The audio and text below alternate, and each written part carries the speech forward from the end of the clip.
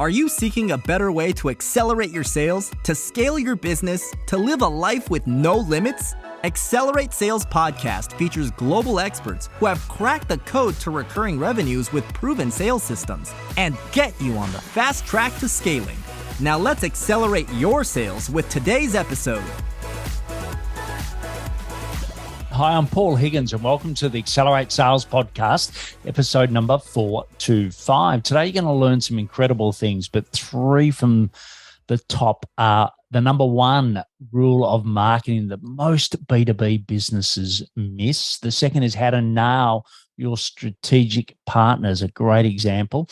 And number three is the golden hippo offer and how it will make marketing easy for you, but most importantly, make it easy for people to buy from you. If you're a first-time listener, please subscribe if you love the show. If you're a regular, always welcome those reviews on whatever platform. Apple is one of the best. And also you can get some show notes on the app you're listening to. You can get more detailed notes at paulhigginsmentoring.com. And you can also get the full transcript if you want. And before we go into the interview with Alisha, I'd like to thank a couple of our sponsors. One is the Cloud Consultants Collective, where cloud consultants work on sharing ideas around business, sales, and marketing with their peers. It's a great community. It's free. It's on Slack, and you can find out more at the cloudconsultantscollective.com. And the other is SendSpark. So our guest today mentions Use Loom, which is a great platform, but I personally love SendSpark. It allows you to send personalized videos at scale. They've got a great new feature where you can do a little introduction, but have a core video that attaches to it. They make it very easy to do that. And as Alisha says today, video is a great way of gaining more clients. So you can get 6 months free by going to paulhigginsmentoring.com/SendSpark. So our guest today, after launching, only 450 funnels and building 2 sales funnel and conversion teams from scratch in 8-figure businesses, one of them she mentions in the interview, Alisha Conlin-Hurd is now the co-founder of Persuasion Experience, a funnel and conversion agency that focuses on post-click experience. She helps businesses to increase conversion and scale their ads with the PX funnel system, which uncovers what your target market really wants, how to find your radical differentiator, say that quickly, and also make your competitors irrelevant, and how it creates your golden hippo offer to stand out from the sea of boringness. And believe me, this golden hippo offer is a classic that you're going to hear. So what I'll do now is hand you over to Alisha from Persuasion Experience. Welcome, Alisha. Great to have you here. Hey there, Paul. Excited to be talking to you about everything funnels and conversions today. Yeah, well, I got to say, when I did a survey recently to our community, the Cloud Consultants Collective, by far marketing came up as number one.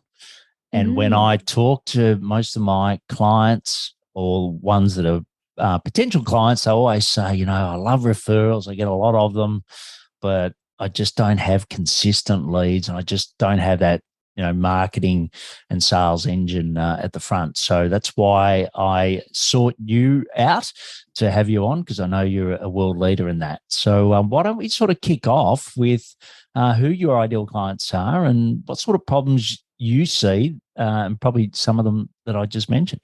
Yes, definitely. So what we do at Persuasion Experience is we really focus on the post-click experience, right? So a lot of people don't have their foundations of marketing set up, and they wonder why they can't scale and they can't get more leads or clients. And so this is target market. This is understanding those target market, in their words, how they do it. So going into a big problem, especially with these really techie B2B SaaS companies, which we work with a lot. They are really, really smart. They have the curse of knowledge, but then they try to describe what they do to the target market in their own words and not their target market.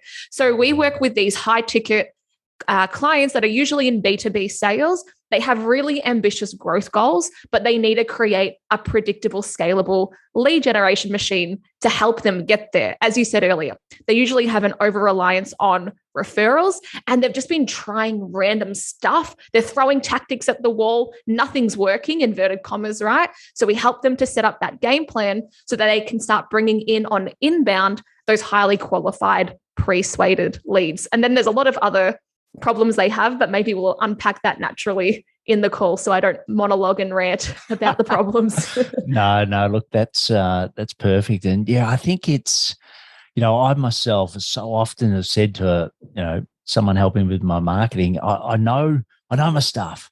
I know I can help this person, but it just seems like I can never put in a format that makes it easy for them to buy, right? But, I look at my website and I go, oh God, it's not me. Or I'll have a great conversation with someone and then I think, oh, how do I then put that through my website and make those changes? So, I'm sure you've come across that a lot, but when people come to you and they say that, how do you break it down? Like, how do you make that process of getting the natural language, like you said, of the client more into the collateral and the marketing that your clients are doing?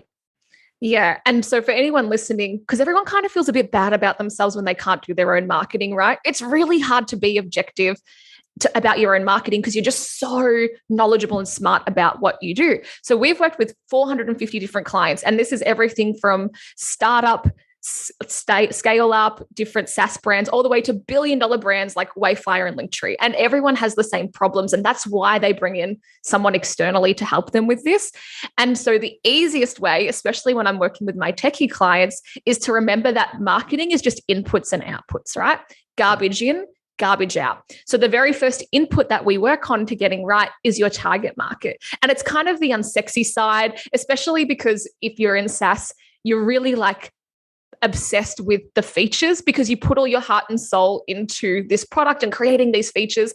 But we often have to say, people can rip off your product. That's not what's unique. What's going to build a competitive force field around it is the psychology, not the technology, and really understanding what is that dream outcome for your target market. And so one of the journeys we go on when we're understanding this and understanding the target market being that key input is remembering that nobody sells a product or a service, right? We all sell entry into a desired after state. And often when we can figure that out with our SaaS clients, that is where the penny kind of drops and the marketing really changes. So let me give you an example. We worked with a SaaS company, a big one, and they were the number one cloud software for writing a nonfiction novel or a fiction novel, right? Yes. And so it's like, yes, okay, that's very technically what you do. We surveyed their customers, thousands and thousands of people, and these two ideas kept coming back. And that was, I want to finally finish my book. I have this idea in my head. I keep stopping and starting. I can never finish my book. And we also found out they wanted to become published authors. That was the goal, right? So Yes. It's not you have this awesome software, but that is just a vehicle to help them hit that dream outcome, that big transformation. And so we then reframed it to be, this is the number one cloud-based software to help ambitious authors finally release their first novel and become published. And then we could start building in more stuff on the back end for that. But that's just that way of shifting it, right? You need to serve your customers and you need to get obsessed with them. And there's lots of ways to do that. But hopefully that's an example to help people to see what I mean with this dream outcome.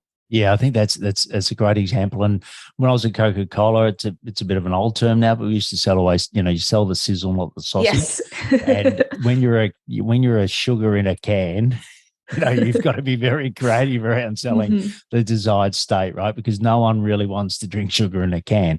So, so I think that's very relatable. And you talk about SaaS companies, and you listening here might be thinking, but Alisha, I'm only the partner of a SaaS company, right? I don't have the budgets of a SaaS company. I sort of struggle with marketing because I might be turning over $100,000 a month.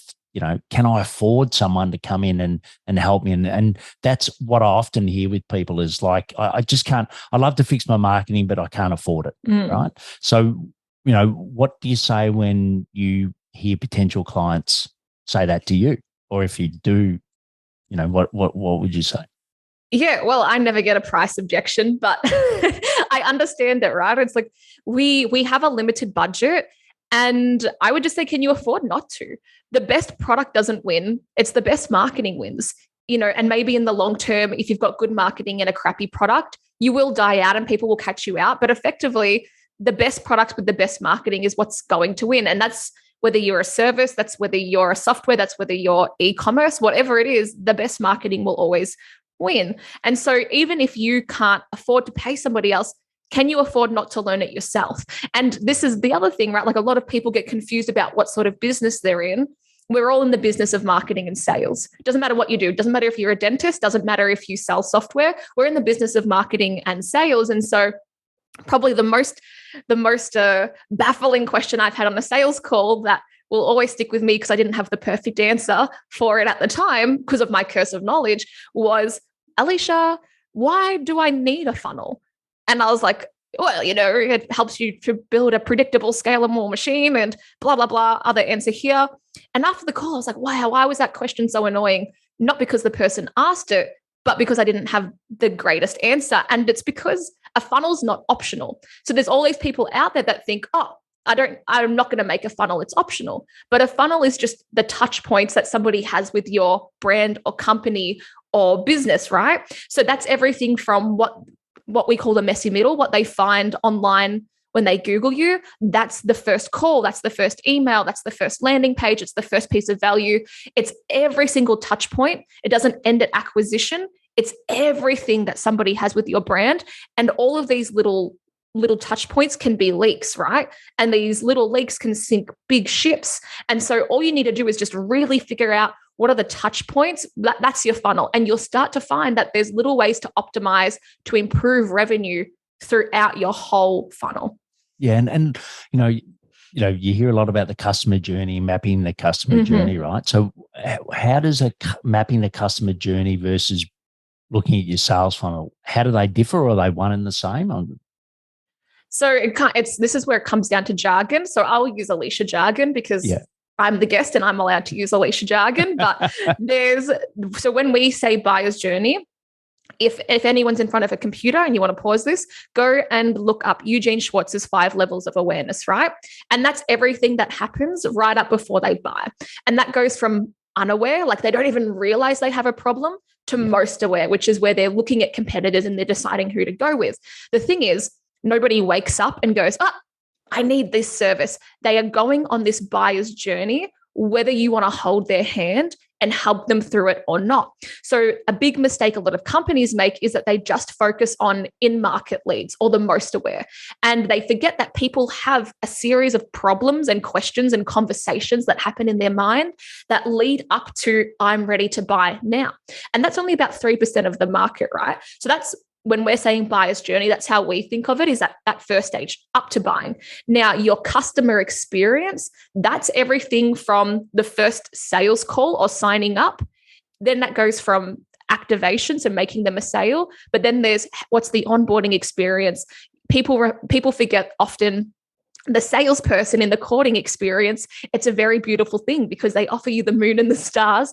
And then what happens is there's the time before it where the post-purchase dissonance can hit. And then there's the onboarding call. And then there's what happens after the onboarding call. Have you got the first 30, 60, 90 days of customer delight set up? How do you have a purposeful word of mouth strategy? How do you, what's your next logical step? How do you increase LTV? How do you get more revenue? How do you get referral? And that's what we call the rest of that customer or client journey on the back end. Yeah. And just so I'm clear, does your agency do both, or do you predominantly focus on the buyer? Yeah, the stuff at the back end is what excites me because that's where it starts to become math, right? That's where you can start to really figure out how you can make more out of each of your clients or customers. And then you can spend more to acquire them. Yeah. The more that you make from a customer, the more you can spend to acquire.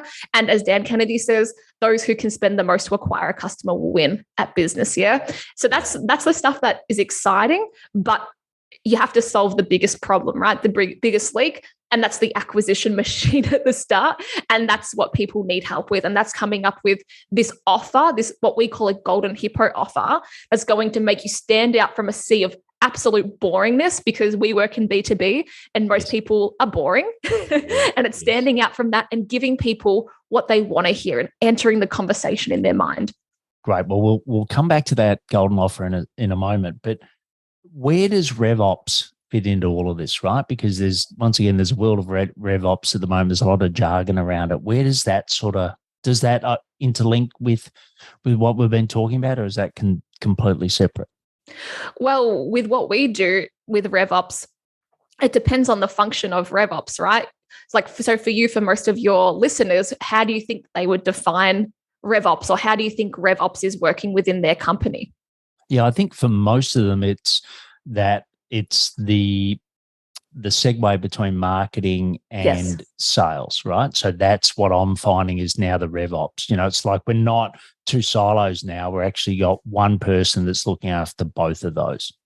Yes, exactly. And so this is important in your go-to-market, and this is important in just your general marketing. But I think what RevOps is for a lot of companies, and obviously we're a small agency, but we work with a lot of companies, and I've worked in a lot of companies. Usually it's making sure that you have a connected, integrated strategy across your marketing, sales, and customer support, and aligning the mission multiple times. So for example, when I was at Founder, which is people might notice Founder magazine, we did a lot of course launches. So even though it wasn't called RevOps, because I was the head of sales funnels and conversions and launching these new courses, that was basically my role. But I had to make sure that we understood who to market to, what do we need to operate effectively, when can we scale, and like how can we grow the most. And so RevOps sometimes isn't called RevOps, but it's the person that brings all of those teams together and makes sure that they're aligned on the same mission, right? Yes. And I'm just looking very clumsily here, but I did have Nathan Chan on the podcast, and I'm just I'll let everyone know which one shortly. But it was he was fantastic. He met Nathan a couple of times, and he's done an amazing job. And I'm sure you've got many of pleasant stories to tell about Nathan. But if we go back to the spend for a moment, and I don't want to harbor on this, but rough rule of thumb, when we used to look at businesses when we were at Coke, it was like 8%. So you should be spending about 8% of your revenue in marketing. Now I'm thinking 8%. If you're listening to Alisha here, I'd, as a guest, think that most people don't spend anything near 8% of their marketing. What have you got as a rough rule of thumb, or is there a rough rule of thumb when you're selling high ticket B2B sales? Yeah, remembering I come from a world of direct response and not necessarily big brands. So I work more with SMEs. And so maybe the Coca-Cola might be a little bit different to the blunt force trauma rule that I'm about to talk about. But look, if you could have a machine where you could put $1 in and get $2 out, why in the world would you cap that machine with a budget? So I honestly think marketing budgets are for people that don't know how to scale. You either have a marketing budget because you're testing, which is great. I think that you should spend 80% of your time and resources scaling what's working, making it better, fortifying it, testing new things. But you should be spending at least 20% of your budget on testing new things. And this is the problem with most businesses, right? They're scared to test and they're scared to get it wrong. They're scared to, inverted commas, for anyone only listening, waste money. They're scared to be innovative and they're scared to test new things. And so they have this budget, they restrict themselves. And it's like, if your marketing was working and you wanted to grow and you had the capability internally to facilitate growth, because sometimes you have to cap marketing because you can't fulfill. Why in the world would you have a marketing budget? It makes no sense. So that's how I think about it. You have a budget for testing, but if something's working, you keep making that better and fortifying it, and you pump money into it to hit your ambitious growth goals.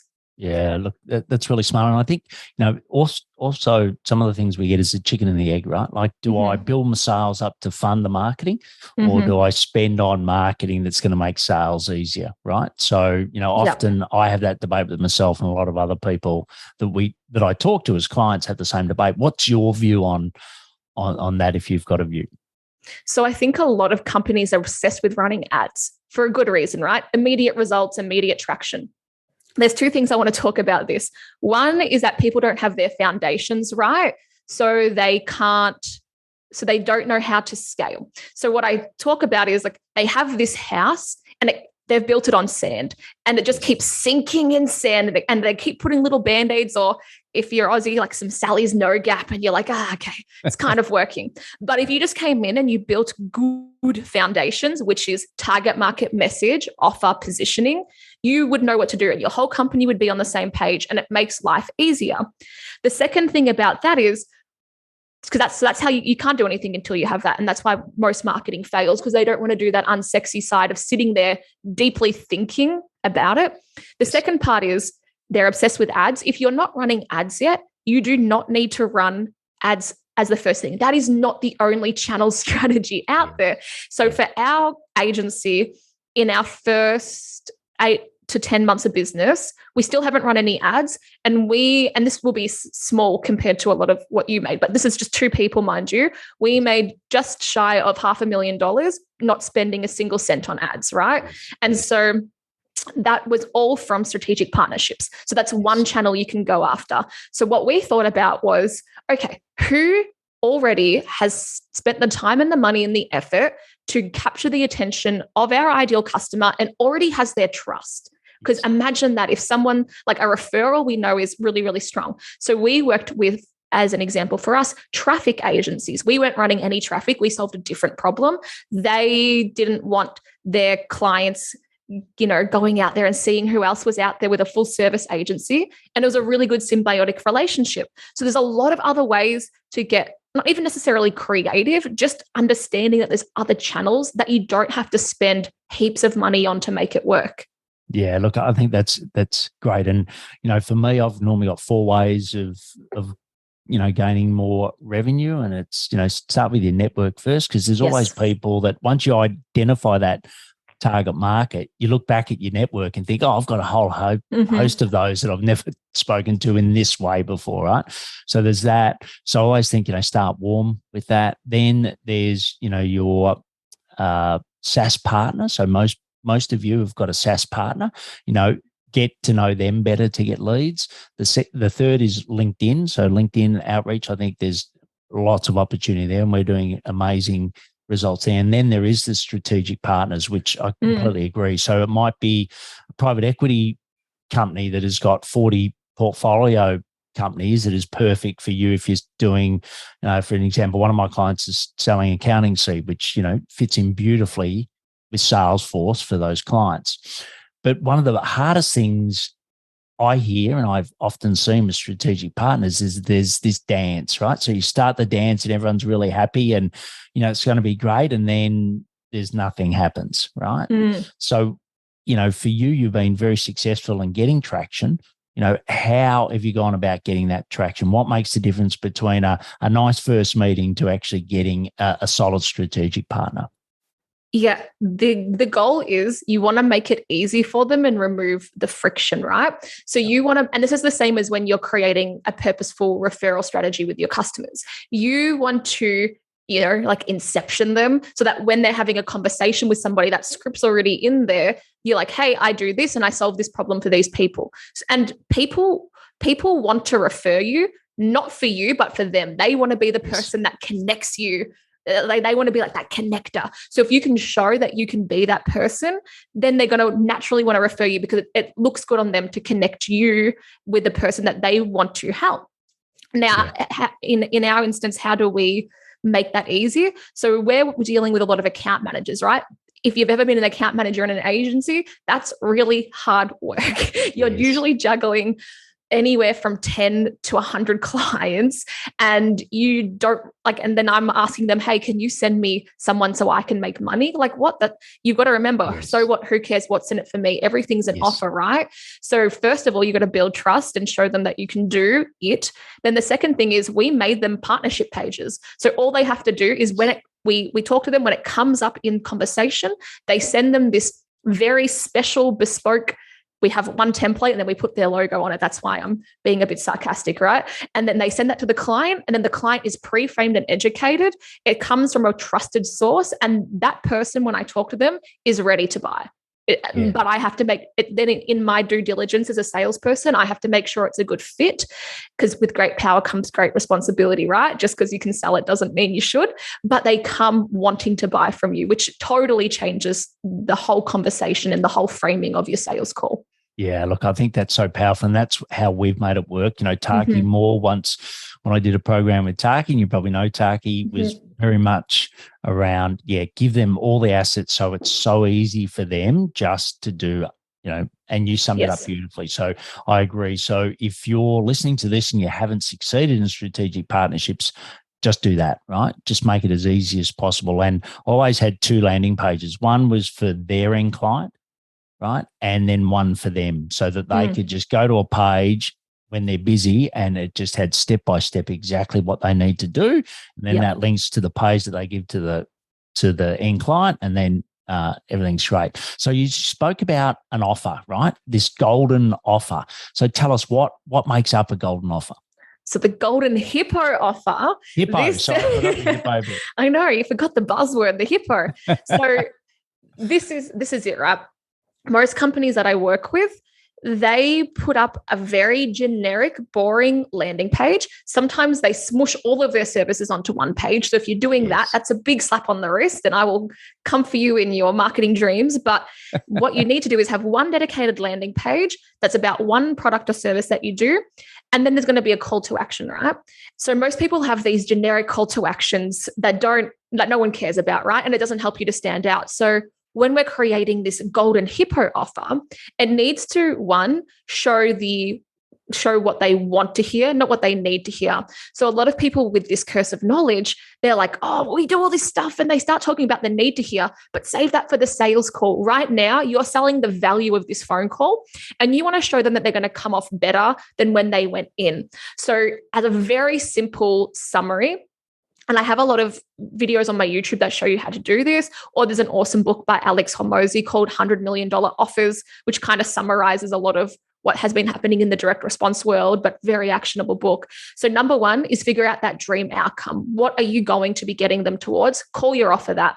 Then you figure out the 3 biggest problems that you can help them to solve on this call, and show them in bullets that they're going to get that out of you. So you don't want the call, or you don't want the call to action to smell like a sales call. You don't want it to feel like I'm going to be chatting with a desperate commission breath salesperson and it's going to be really uncomfortable, right? You want to shift that frame and become more of a consultant, become more of someone who's going to provide value and make their lives better, whether they go ahead with you or not. And this is the part that a lot of businesses struggle with. It's like, oh, well, we need the money. Like, no, you need to provide people value. Then the money will come. And when you can reframe your sales from like a hardcore sales call to a diagnose, prescribe, and problem solving with value, it even just shifts the mindset of the people taking the call and will make a huge difference in your sales like culture. But that's how we think of the call is you want them to talk with you. They need to be motivated to it. You're trying to shake somebody out of inertia and say, hey, speak to a stranger on a phone. No one wants to do that. And so you have to figure out how to give them value on that phone call. Yeah, brilliant. And if you want to see some examples, because I know Alisha practices what she preaches, go to persuasionexperience.com, and also the YouTube channel, and that link we'll have in the show notes, but it's Alisha Conlin-Hurd. You will find her in LinkedIn and YouTube. Once again, we'll put that in the notes. And look, I think it's a really good point. And like you said, I think the curse is greater with technology companies, I find. And, so therefore the upside is much greater, right? And if you are sitting here thinking, it's just not me, right? I know you might be sitting here and thinking it's just not me. Well, the great point is get someone in to help you. I've got someone working for me at the moment. I spent 18 years at Coca-Cola. I was a marketing director at a point in my career. So, once again, I don't do my own marketing, right? Because it is one of the hardest things you're ever going to do. So, get someone in to make what you've already got. You can deliver it. You do a great job. Just get someone to put a lovely bow on it on the front of it. And, Alicia's a great example of that. So, Alisha, what we're going to do is go into the deep dive, but it's more rapid fire questions that I'll ask you. So you ready for that? Yes, let's go. The hot seat, Eddie McGuire, Alisha Conlin-Hurd. Let's do it. So what are some of the sales habits that you do every day to help you grow your agency? So for us, it's always just providing value. So I don't know if I have a habit per se, but stuff that I always want to do is Loom videos. I think they are so underrated, but every time I send a Loom video, LOOM, and I send that as a follow-up with the proposal, and because you have a little face and you can share your screen, people's minds are blown and it's a point of difference. So it's just always like, how can you remove the friction and how can you provide value? That's what I'm always about. And also, I don't take on anybody that's not a good fit. So make sure that you're diagnosing, prescribing. If you don't need to amputate somebody's arm and you can just give them a Panadol, that's what you should be trying to figure out in those sales calls. Yeah, I love that. And where do you go for more sales education yourself? So I love listening to Zig Ziglar. That's who I grew up on. I was a salesperson long before I was a marketer. And people that are more recent, Alex Hormozi, Layla Hormozi, they are absolutely amazing. And Jeremy Miner, who runs a company called Seventh Level. They're all, and there's many, many others, but that's my fast answer. Yeah, brilliant. Excellent. And if I could grant you one wish for your business right now, what would that be? Do you know what? Because I heard you ask this question on other podcasts and I was like, what would my wish be? And you could wish for anything, right? Give me an extra million, give me an extra 100 clients. But one thing, because we're new to running a business, we've always been part of business and startups, but that would give you certainty. And one of the things that I've had to become good with about running a business is being creative and embracing the unknown and being okay that you'll figure things out along as you go. So I don't know, this might be like a lame answer, but it would almost feel like cheating, and I would almost feel like I didn't earn it. And so I prefer to earn it. And yeah, I probably wouldn't want to wish for anything because it would feel like I didn't earn what came to me. Right. Great answer. I haven't had it before. And I think it's a good one and it's unique like your marketing should be. So the last one is, and it may be a bit related to that, but what do you know now in your business journey that you wish you had known a little earlier? That if you just understand your target market, your marketing is easy. If you're trying to write copy, if you're trying to do anything, I bet, and it doesn't feel like it's coming naturally. And we sort of do it sometimes internally. We're creating a new product at the moment, right? And I was like, Matt, who's my co-founder, this is hard because we haven't done enough research on the target market. Like we don't understand them enough. We don't comprehend their pain points, their hopes, their dreams, their fears, what keeps them up at night. And that's why this is hard. So your marketing is inputs and outputs. It feels like the unsexy work. But if you do that and you truly have, some people call it an ICP or an avatar that is super detailed and you truly know them, geez, like your business will just become a lot easier.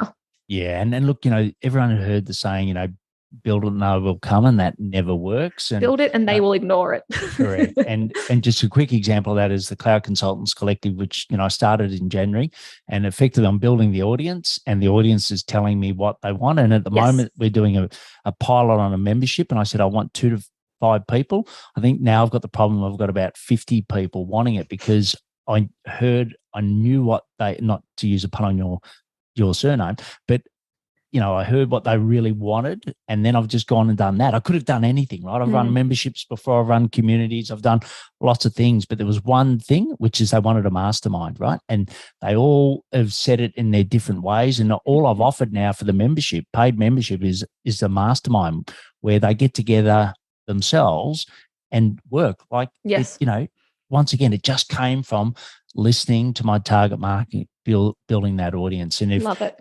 And if you're struggling with that at the moment, get help. reach out to Alisha. So persuasiveexperience.com. Persuasionexperience.com. Sorry, Persuasion I know, Experience. we didn't make it easy, did we? Here's two words that are hard to spell sometimes and say. Go find us. Right. Well, the link's going to be there. And also check out some of those YouTubes, especially about that golden hippo as well, which is Alisha Conlin-Hurd.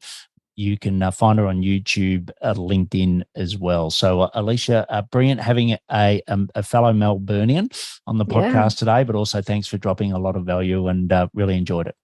Thanks for having me and letting me rant about funnels and marketing. I love it. Thank you. Love that interview with Alisha. How much energy did she have and also knowledge?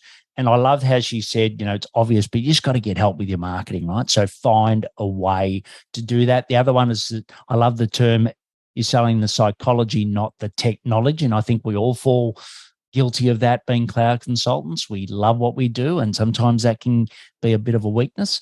And also the Nathan Chan interview that I spoke of. Nathan's an Aussie legend who's, just doing great things around the world. Check out his episode at number 72. And share what you learned from Alisha. Share it on her LinkedIn. She'll love that, and she'll certainly share that with others so you get some great coverage. And don't forget her YouTube channel, which is Alisha Conlin-Hurd. So you can find that, and a LinkedIn, the same handle. And links will be in the app you're listening to. We'll also have them in the show notes at paulhigginsmentoring.com, and you can get a full transcript, as I said. And why not share this with others, right? You'll know peers that are really struggling with their marketing, their offer. So why don't you share it with them, and they'll think you're a rock star and it'll work really well. And check out our solo shows. Don't forget that free community, the cloudconsultantscollective.com. And finally, as always, please take action to accelerate your sales. I'm fired up after today's episode. What about you? But hey, before you go, learning is just one piece of the puzzle. Now it's time to put today's strategy into action. Head over now to today's show page at paulhigginsmentoring.com/podcast and share how you'll put it into action. Be sure to head over to your favorite podcast platform and subscribe, rate, and review the show. Tell me what your favorite episode is. And don't wait 1 minute more to gain access to your pulse check at paulhigginsmentoring.com. This could be the difference between struggling to get more leads and making this next quarter your best one yet.